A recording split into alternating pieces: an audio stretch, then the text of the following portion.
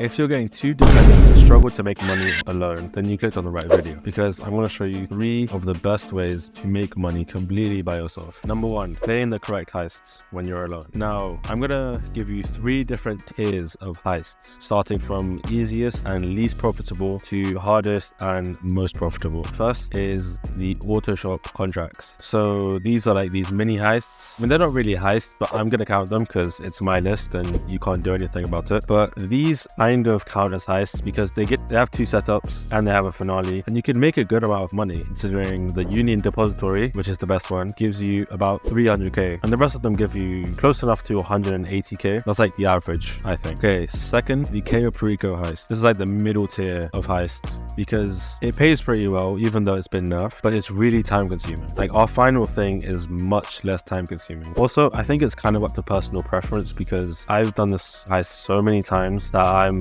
completely bored of it. Okay, the final tier of heists. And honestly, it was a close one between KO and this, but the Clock and Bell farm raid. Honestly, it has like 6 missions and you get about 500k, which I think is pretty good since these missions aren't even that hard. Even the finale isn't that bad if you get the right gear and stuff. Okay, next up, running the right businesses. So again, we're going to do the tier system where we have easiest and least profitable all the way down to hardest and most profitable. So at the top, very easy business, which still pays pretty decent, the acid lab.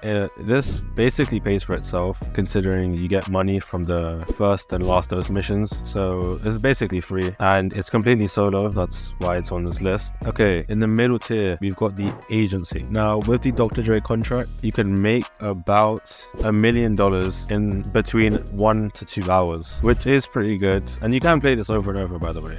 You also have the security contracts and the payphone hits, which pay, well, the payphone hits pay about 50k and the security contracts can pay up to 80k, which isn't terrible, but isn't much when you look at the Dr. Dre contract. Okay, the final tier, the business that gives you the most profit, but is also the most expensive, the nightclub. Now, when I say most expensive, it's mainly because of the warehouse, because you have to buy all the other businesses for the warehouse to run properly. But the thing is, you can make so much money without putting in any effort at all. That's why it's at the bottom. I mean, you might be able to make more money with the agency, I'm not sure, but the nightclub takes 0 effort. But the agency, like, you have to be doing the missions yourself. You have to be there grinding, like doing missions. Okay, number 3, playing the correct missions when you're by yourself. Now, the general rule of thumb, the general advice out there is that you should just play whatever is on double money for the week. Normally, it's like some sort of contact mission or race or something. So if you really want to get money by doing missions, then that's what I would suggest. Okay, that's going to be it from me. I hope you found this useful. If you did, like and subscribe, of course, and I'll see you in the next one.